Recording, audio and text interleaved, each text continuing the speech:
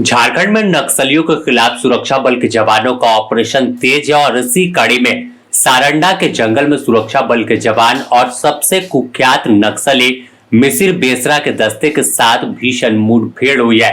यह मुठभेड़ की खबर सारंडा के बलीबा इलाके से निकलकर सामने आई है, जहां सुरक्षा बल के जवानों को सूचना थी कि मिसिर बेसरा का दस्ता किसी वारदात को अंजाम देने के लिए वह सारंडा के बलीबा इलाके की ओर बढ़ रहा है, जिसके बाद सीआरपीएफ, कोबरा, झारखंड जगुआर और चाईबासा जिला पुलिस यानी पश्चिमी सिंहभूम जिला पुलिस की टीम संयुक्त ऑपरेशन पर निकली। लेकिन जैसे ही नक्सलियों ने देखा, फायरिंग शुरू कर दी। जवाबी कार्रवाई करते हुए सुरक्षा बल के जवानों ने मोर्चा संभाला और सूचना है कि 3 से 4 नक्सलियों को गोली लगी है। वहीं इस मुठभेड़ में एक सीआरपीएफ कोबरा जवान को भी गोली लगने की सूचना है। हालांकि इसकी अब तक आधिकारिक पुष्टि नहीं हुई है। पिछले 3 घंटे से सारंडा के जंगल में गोलियों की आवाज गूंज रही है। दोनों ओर से भीषण गोलीबारी जारी है। फिलहाल अब देखना होगा कि आखिर इस मुठभेड़ में सुरक्षा बल के जवानों ने कितना नुकसान नक्सलियों का पहुंचाया।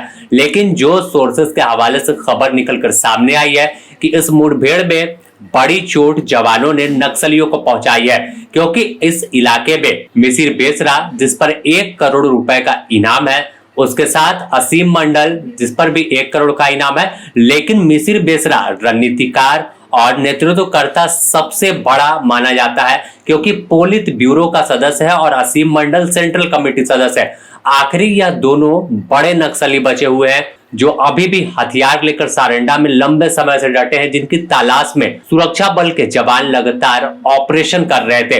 इसी कड़ी में अब सर्च अभियान जारी है। लगातार मुठभेड़ हो रही है, रुक रुक कर दोनों ओर से फायरिंग की खबर है। और जब मुठभेड़ खत्म होगी तो कितना नुकसान सुरक्षा बल के जवानों ने नक्सलियों को पहुंचाया, उसकी तस्वीर भी जंगल से निकलकर सामने आएगी। जब नक्सलियों के 100 बरामद किए जाएंगे तो तमाम चीजें साफ होंगी कि आखिर कौन मारा गया, क्योंकि कई इनामी नक्सली यहाँ पर मौजूद हैं। 1-1 करोड़ की यह दोनों हो गए, असीम मंडल और मिसिर बेसरा। लेकिन इनके साथ कई जो सब जोनल कमांडर हैं, जोनल कमांडर हो या फिर अन्य रैंक के जो नक्सल कमांडर हैं, वो सारंडा में मौजूद है। और सारंडा नक्सलियों का आखिरी किला है, जिसे खत्म करने के लिए सुरक्षा बल के जवान लगातार काम कर रहे हैं।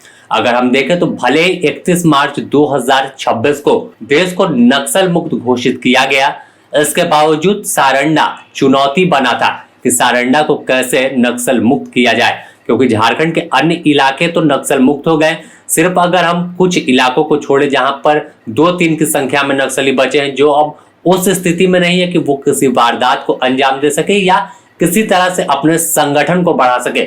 लेकिन सारंडा एक ऐसा गढ़ बना हुआ था जहां जो पुलिस मुख्यालय के दावे के मुताबिक, अभियान आईजी के मुताबिक, कि यहाँ पर 30 से 40 नक्सली मौजूद है। यानी अपना कैडर अगर ऐसे ही छोड़े गए तो बाद में बड़ा कर सकते हैं, संगठन का फिर विस्तार कर सकते हैं। लेकिन यही वजह है कि इनके खात्मे को लेकर एक ऐसी रणनीति पर सुरक्षा बल के जवान काम कर रहे हैं जिसमें टारगेट सीधा मिसिर बेसरा, असीम मंडल है कि अगर ये दोनों खत्म हुए तो मानो नक्सलवाद खुद ब खुद खत्म हो जाएगा।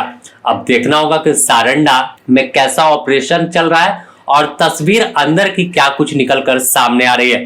फिलहाल पूरे इलाके की घेराबंदी की गई है।